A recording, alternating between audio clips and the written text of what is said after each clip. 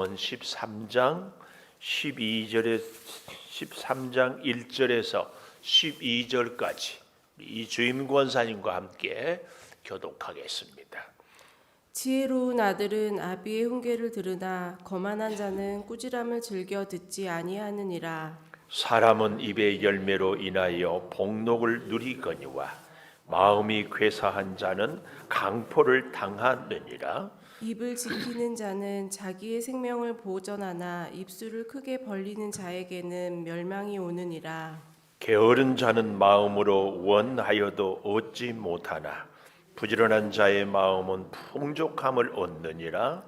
의인은 거짓말을 미워하나 악인은 행위가 흉악하여 부끄러운 데에 이르느니라. 공의는 행실이 정직한 자를 보호하고 악은 죄인을 패망하게 하느니라. 스스로 부한 채하여도 아무것도 없는 자가 있고 스스로 가난한 채하여도 재물이 많은 자가 있느니라. 사람의 재물이 자기 생명의 속전일 수 있으나 가난한 자는 협박을 받을 일이 없느니라. 의인의 빛은 환하게 빛나고 악인의 등불은 꺼지느니라. 교만에서는 다툼만 일어날 뿐이라. 권면을 듣는 자는 지혜가 있느니라. 망령되이 얻은 재물은 줄어가고 손으로 모은 것은 늘어가느니라. 같이 봅니다. 소망이 더디 이루어지면 그것이 마음을 상하게 하거니와 소원이 이루어지는 것은 곧 생명나무니라. 아멘. 오늘도 새벽을 깨우는 은송아, 너는 하나님의 보석이다. 보석이다. 변함없이 새벽 제단을 지키는 권사님, 하나님의 보석입니다. 보석입니다. 이 모든 것이 주님의 은혜입니다. 아멘, 아멘. 날씨가 추워집니다. 건강 유의하시고 건강하기를 축복합니다. 건강에 아주 단순하지만 중요한 원리는 몸을 따뜻하게 하는 겁니다. 몸의 온도를 1도만 올리면 면역력이 엄청 올라간대요. 근데 이것은 우리 몸뿐만 아니라 우리의 믿음도 그렇습니다. 저와 여러분의 믿음이 날씨가 추워질수록 더 뜨거워지는 은혜가 있기를 축복합니다. 삶의 지혜, 오늘 제목을 그렇게 가져봅니다. 삶의 지혜. 잠언 전체가 삶의 지혜지만 그래도 또 이 삶의 지혜, 왜 이렇게 제목을 가져보는가 하면은 이 잠언에 흐르는 중요한 사상이 보응의 원리입니다. 예를 들면 선하게 살면은 복을 받고 악하게 살면 벌을 받는다. 조금 더 쉽게 얘기하면 잠언 얘기는 쌀로 밥 짓는 얘기. 당연하지요. 근데 그 당연한 것이 뭐예요? 사실은 쉽지 않아요. 당연히 잠을 자야 되는데 그래야 건강한데 어때요? 잠을 잘 못 이룰 날이 있거든요. 당연히 마음을 편안하게 해야 심신이 건강한데 마음이 초조해질 때가 있어요. 이런 우리들에게 잠언은 이렇게 얘기를 하고 있어요. 하나님의 이 당연한 원리가 뭐냐? 그 첫째는 하나님의 질서를 따라 살아라. 두 번째는 하나님을 부정하면은 불가능한 인생이다. 아무것도 할 수 없는 불가능. 그래서 질서를 따르고 두 번째는 절대 하나님을 부정하지 말아라. 이것이 삶의 지혜라고 할 수 있는데요. 여러분, 이 하나님을 부정하지 않고 하나님의 질서에 따라서 사는 것은요, 한마디로 얘기하면은 하나님과의 우리와의 관계를 이야기합니다. 관계. 그래서 하나님을 부정하지 않으려면은 관계가 좋아야 되고 하나님과의 질서를 따라 살려면은 하나님과의 관계. 그래서 우리가 참 이제 이게 우리 한국 교회의 아픔이기도 하는데 우리 한국 교회의 신학 중에 하나가 요즘에는 많이 이제 사라지기도 했지만 번영 신학이라고 있어요. 뭐든지 크고 많고 잘 돼야만이 이건 축복이다. 이 사실은 참 위험한 신학이거든요. 여러분, 우리가 가난해도 훨씬 복된 사람이 있어요. 몸이 약해도 훨씬 하나님의 사랑과 복을 받는 사람이 있습니다. 그러면은 진짜 하나님의 복은 무엇인가? 관계입니다. 이 우주 만물과 나와의 관계, 하나님과 나와의 관계, 내 자신과 나와의 관계, 여기서 하나님의 질서를 따르고 하나님의 존재를 인정하고 살아가는 사람이 복이에요. 예를 들어 볼까요? 굉장히 많은 재산을 가졌어요. 그 재산이 복일 수 있는 것은요, 어떤 때입니까? 하나님과의 관계 속에서 하나님의 뜻대로 잘 사용할 때 이게 복입니다. 우리 건강 있잖아요. 육체의 건강이 대표적인 게 뭐예요? 힘. 누가 제일 힘 있어요? 조폭들. 아침에 이렇게 잠깐 보고 깜짝 놀랐어요. 그 뭐 탈주한 사람이 안양에서 탈주했다가 원사님 가능동에서 잡혔어. 가능동에 살잖아요. 만나면 어떨까 할 뻔했어. 근데 그 탈주한 사람이 건강해요? 우리가 건강해요? 그 사람은요, 어떻게 감옥도 이거 뭐 수갑도 풀 수 있고 탈주도 할 수 있고 굉장한 건강이에요. 그 건강을 갖고 잘 쓸 때의 복이지, 못된 짓 하면 그게 어떻게 건강이에요? 공부를 잘하는 사람, 머리가 비상한 사람이 남을 사기쳤어요. 이게 복입니까? 그래서요, 하나님과의 관계, 하나님 없이는 살 수 없다. 이 하나님의 질서를 따라 사는 것이 진짜 복입니다. 꼭 기억하십시오. 그런데 이 번영신학은 많이 가져야 된다. 하나님이 전능하신 하나님, 하나님은 우리를 사랑하시는 하나님, 그래서 그 하나님이 내 복을, 나의 기도를 안 들어줄 리 없다. 맞는 얘기지만 틀린 얘기예요. 하나님은 내 기도를 들어주시는데 나보다 나를 더 잘 알아요. 그래서 이것을 주면은 안 될 것 같으면 안 준다. 제가 늘 비유를 들잖아요. 어린 아이가 시칼을, 엄마가 칼을 갖고 뭘 썰은다고 달라고 하면 그거 주는 엄마는요, 애를 망치는 겁니다.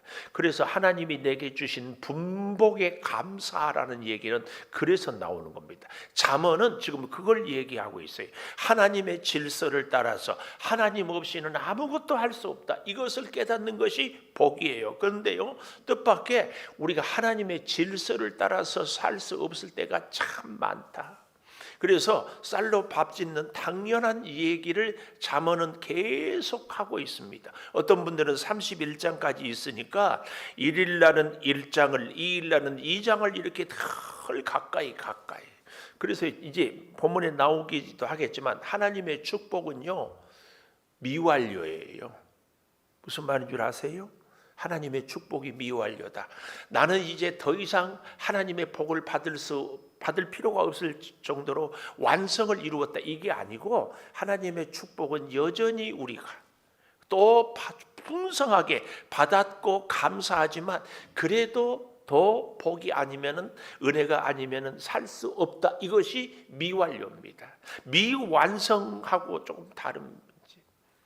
충분히 은혜에 감사하지만 여전히 하나님의 은혜가 아니면 살 수 없어요. 그래서 제가 아주 극단적인 예를 들잖아요. 어제 밥 먹었다고 오늘 배부릅니까? 아니에요. 어제 복 받았다고 오늘은 복 안 받아도 됩니까? 아니에요. 하나님의 복은 어제도, 작년에도, 오늘도, 내일도, 내년에도 평생. 천국 가서도 우리가 살 때 이제 더 이상 복 받을 필요 없어. 저는 그렇게 보지 않아요. 천국 가서 날마다 하나님과 함께 살면서 불평불만한다면 그건 천국으로 갈 수도 없지만 복이 아니죠. 늘 찬송하고 늘 새롭게 이것을 기억하면서요. 자, 한번 생각해 보십시다. 하나님과 나와의 관계, 그래서 하나님의 질서를 따라 사는 것, 하나님 없는 것은 우리는 살 수 없다. 그러면 이 시대의 가장 무서운 죄가 뭘까요? 놀랍게도 하나님의 질서를 따르지 않고 하나님의 존재, 하나님 없이도 살 수 있다고 하는 것이 가장 무서운 죄인데요. 이 대표적인 게 뭐예요? 우주 만물을 살아갈 때 항상 나 중심으로 사는 겁니다. 근데 오늘날의 이 시대가 포스트 모더니즘이라는 이 이름하에 모든 것이 자기 중심적이 돼버려요. 나한테 좋은 일은, 나한테 좋은 사람은 다 좋은 사람이에요. 여러분 미안하지만 도둑놈한테 좋은 사람은 누굴까요? 도둑놈한테 좋은 사람은 같이 도둑질한 놈이지. 그러잖아요.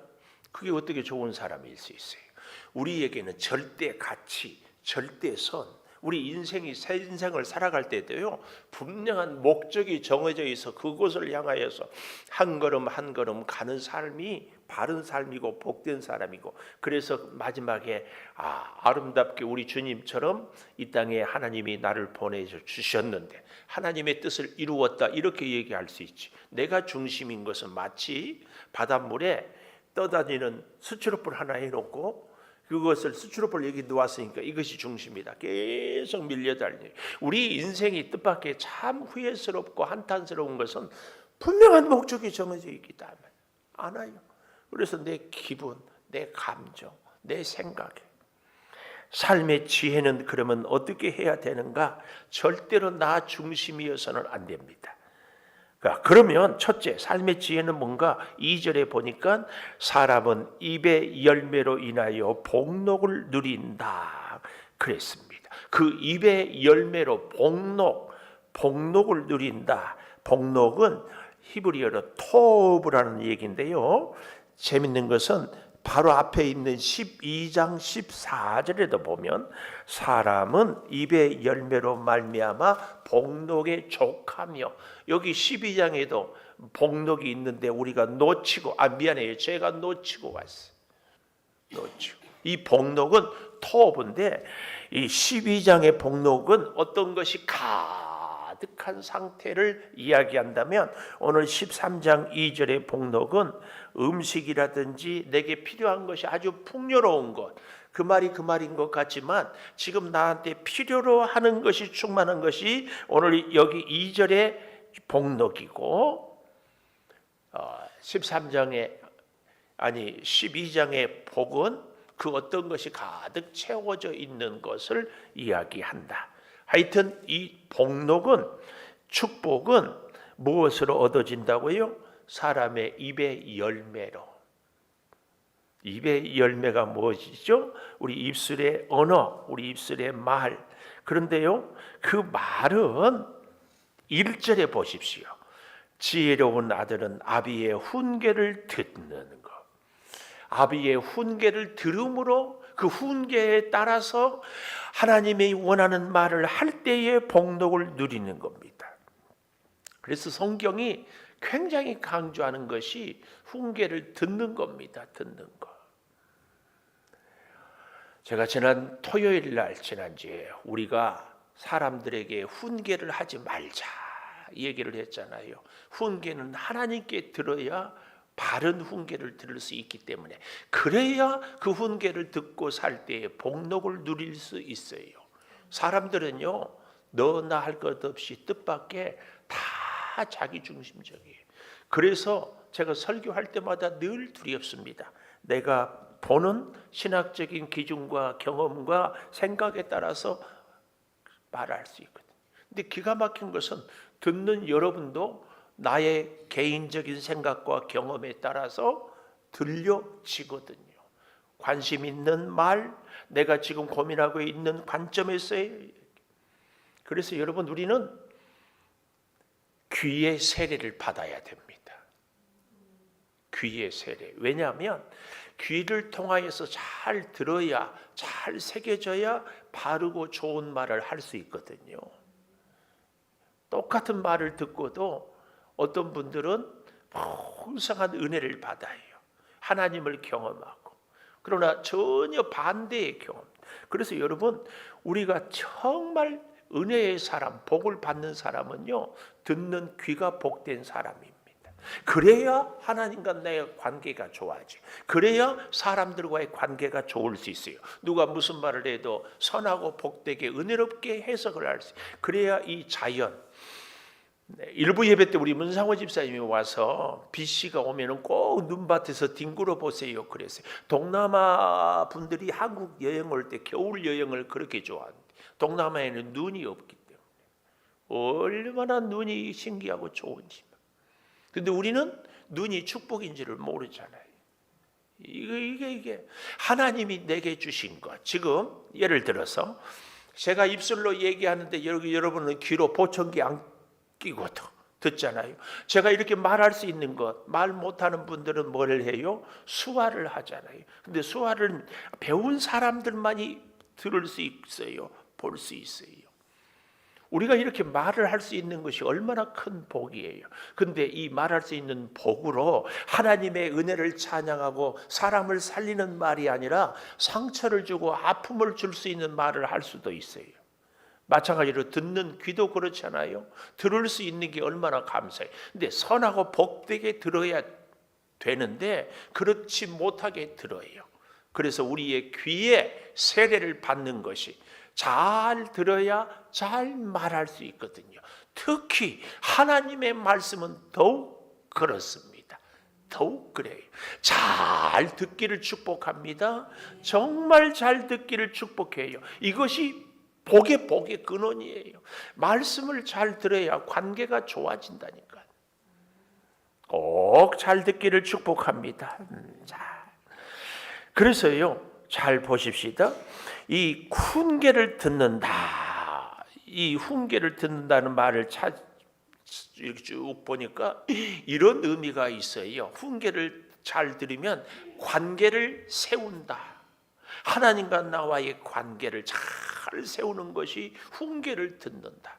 사실은 지혜로운 사람은 제가 그런 얘기하지요. 스쳐 지나가는 바람 소리에도 하나님의 음성을 들을 수 있어야 된다. 이것이 자연과 나와의 조화예요.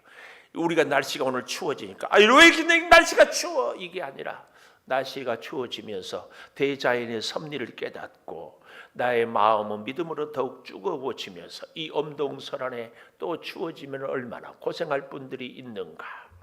이렇게 그러면서요, 여러분, 우리가 이 관계를 세우는 것은 우리가 하루를 살아갈 때에 이 사람 저 사람이 생각이 나잖아요. 그때마다 관계를 잘 세울 수 있는 사람은 이렇게 떠오르는 사람마다 하나님, 오늘 아무개가 생각이 나는데 그 사람의 길을 하는 일을 건강을 지키시고 열어주십시오. 생각하고 기도하는 것. 이것이 쉬지 말고 기도하라는 말씀을 따르는 거죠. 근데 은혜가 없는 사람, 관계를 세우지 못한 사람은 어때요?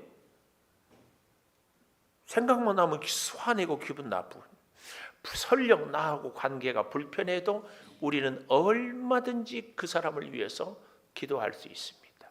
이게 관계를 세우는 말이에요. 이게 훈계를 오늘 1절에 잘 듣는 사람의 모습이다, 그 얘기입니다.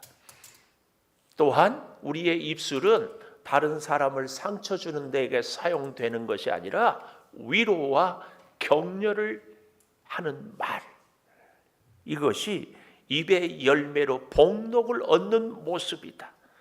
꼭 기억하십시오. 여기에 비해서요, 2절에 보면은 이 괴사한 자 나와요. 입의 열매로 복록을 누리는 사람, 반대가 괴사한 자는 누군가? 불성실한 자. 말을 왜 이렇게 어렵게 번역을 했는지 모르겠어요. 불성실한 자. 불성실은 누굴까요? 저는 제가 굉장히 여러분 알다시피 기질이 다혈질이잖아요. 기분파라고 얘기할 수 있어요. 그래서 저 같은 기질은 어디를 가면 막 분위기를 살려요.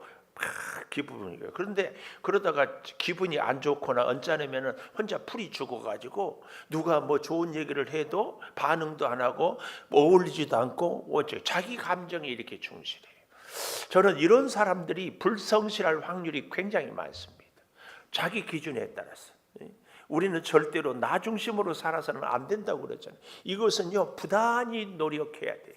그래서요, 재밌는 것은 이 복록은요, 미완료라니까. 미완료.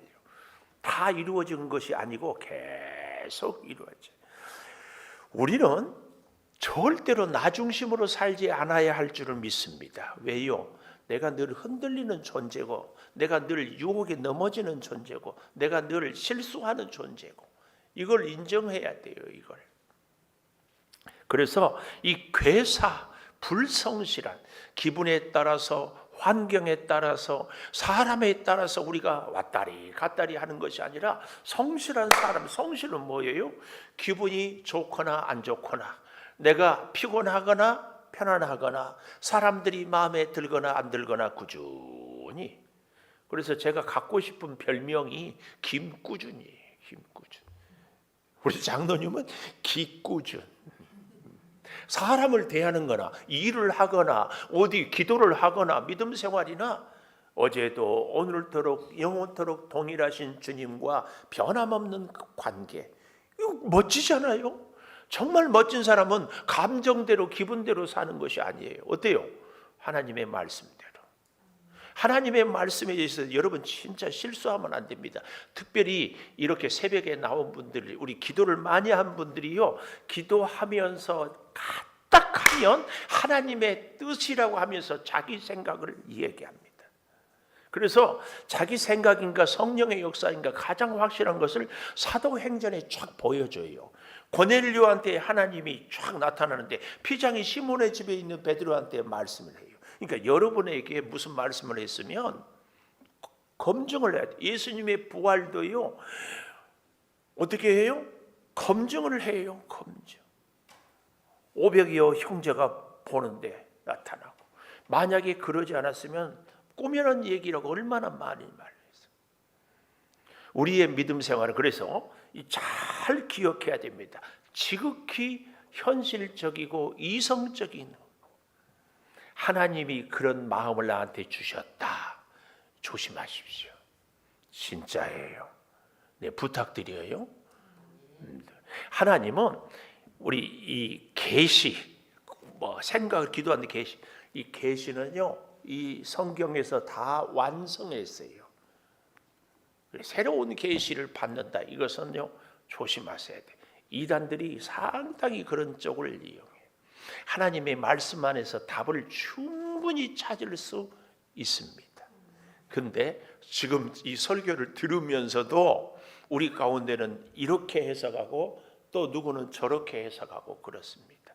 그 해석의 기준이 내가 아닙니다. 그래서 하나님, 오늘 이 잠언을 공부할 때에 하나님 없이는 아무것도, 두 번째는 하나님의 질서, 특별히 영적인 질서에 대해서 꼭 기억하십시오. 그리고 기도할 일이 있고 생각이 나거든 같이 기도하는 것이 더 좋습니다. 특별히 누구하고 기도하는 게 좋을까요? 주의 종과. 아무리 여러분 보기에 엉터리 같아도요, 하나님이 우리 창조 교회의 영적 책임자를 저예요. 교회 잘못되면 여러분 뭐라고 하겠어요? 저를 뭐라고 하겠어요? 잘못되면 목사 손가락질하고, 기도 계시는 자기가 받고, 그런 하나님이 어디 계셔요? 절대로 그렇지 않습니다. 이 하나님의 질서에 대해서 우리가 좀 잘 배워야 됩니다.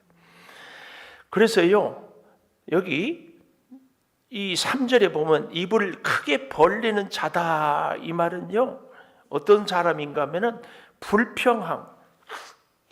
제가 나이가 드니까 귀가 어두워져요. 그래서 뭘 물어볼 때 얘기하면 잘 못 알아들어. 근데 너무 재밌는 것은 싸울 때는 다 큰 소리 내더라고. 아니, 좋은 말 할 때 큰 소리 내고 싸울 때는 소리를 작게 해야지. 이게 지혜 아니에요? 지혜. 여기 입을 크게 벌린다는 얘기는 바로 그 얘기예요. 불평하고 원망하고 남들하고 갈등하는 자에게는 멸망이 온다, 그 말입니다. 멸망이. 두 번째로는요, 4절에 보니까 부지런한 자의 풍족이에요. 부지런한 자의 풍족. 이 풍족이란 단어도요, 미완료고 수동태입니다. 절대로 우리로 인하여서 풍족할 수 없습니다. 정말 신기한 것은요, 아까도 잠깐 얘기했지만 내가 볼 수 있고 말할 수 있고 들을 수 있고 걸을 수 있고 손짓할 수 있는 것이 굉장한 복이에요. 우리 이 사파 전도를 가르치는 목사님한테 일인데, 헬렌 켈러라고 선량한 보지 못하고 말하지 듣지 못하고 삼중고를 겪었지만은 얼마나 탁월한 사람. 근데 이 헬렌 켈러를 기른 사람이 설리반 선생님입니다. 근데 그 설리반 선생님의 남동생이 미국 대공황 시절에 굶어 죽었어. 굶어 죽어. 이것을 이 설리반이 어릴 때 소녀 시절에 본 거야. 얼마나 기가. 그래서요, 정신적으로 정신병이 올 수밖에 없겠죠. 발악을 하고 그래서 정신병 지하병동에 가두어 놨어. 이 설리반 선생이 어렸을 때 누가 와도 대꾸도 않고 말도 하지 않고 벽만 계속 6개월 이상을 쳐다보는 거예요. 근데 이 설리반 선생님을 끊임없이 매일 정한 시간에 찾아오는 권사님 한 분이 계셨어요. 저는 그 권사님이 우리 창조교회 권사님인 줄 믿습니다. 이렇게 되기를 바랍니다. 아무 반응도 없는데 하루는 아마 꽃이 피는 봄이었는 모양이지.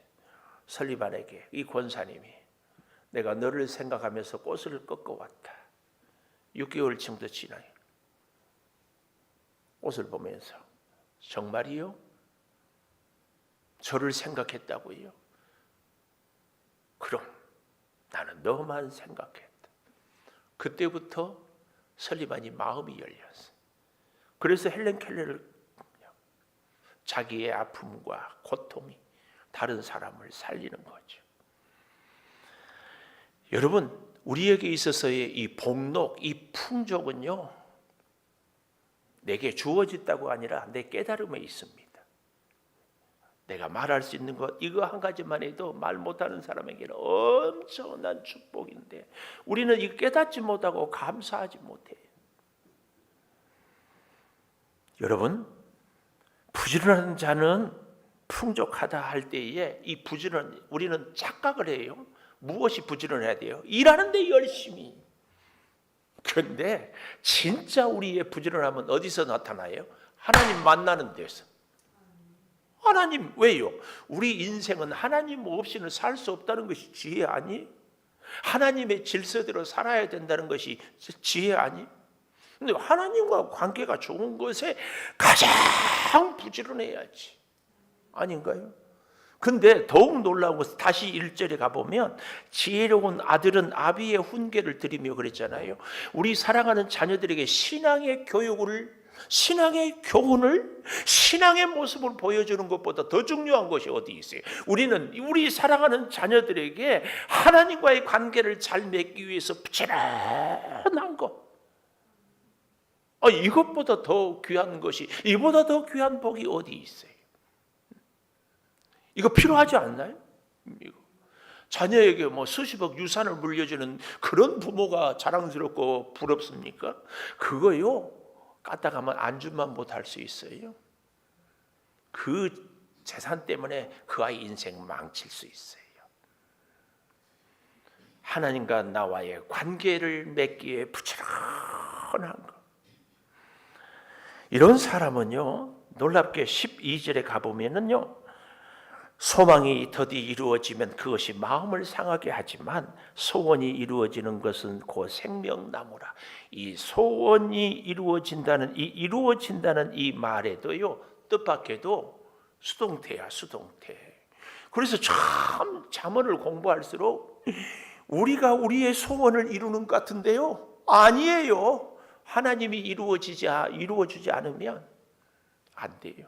근데 우리의 소원은, 진짜 소원은 뭐 해야 돼요? 생명나무가 돼야 돼요. 이 생명나무가 된다는 말을 보니까 삶의 원천이, 삶의 활력이 되어야 된다. 예? 생명나무. 아담이 에덴 동산에 생명나무를 따먹었으면 오늘 저와 여러분은 하나님이 주신 생명으로 우리의 사랑하는 자녀들에게 생명의 원천과 생명의 활력이 돼야 돼요. 이게 뭐예요? 하나님과의 관계예요. 하나님과. 그래서 진짜 축복은 관계라니까요. 관계.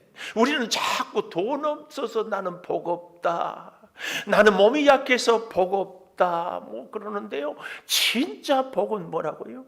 하나님과의 관계. 그래서 삶의 지혜는요, 오늘 제목을 삶의 지혜라고 했잖아요. 내가 생명나무가 돼서 다른 사람을 살릴 수 있는 사람이 진짜 지혜로운 사람이고 진짜 복을 받는 사람이에요. 여러분, 우리의 남은 여생이 좀 이랬으면 좋겠어요. 저의 간절한 소원도 목사님 때문에 제가 살았습니다. 이런 사람이 한 사람만 있습니다.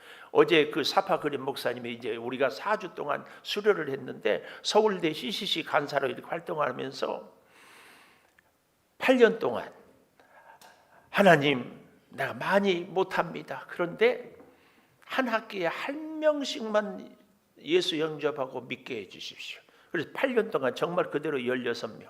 근데 그 중에 한 명이 검사가 되고 그 중에 서울대생들이니까 판사가 되고 뭐 대단한 물론 그러진 걸 하겠지만 근데 저는 그 얘기 들으면서 꼭 검사가 되고 꼭 대단한 인물이 돼야만 큰 일입니까?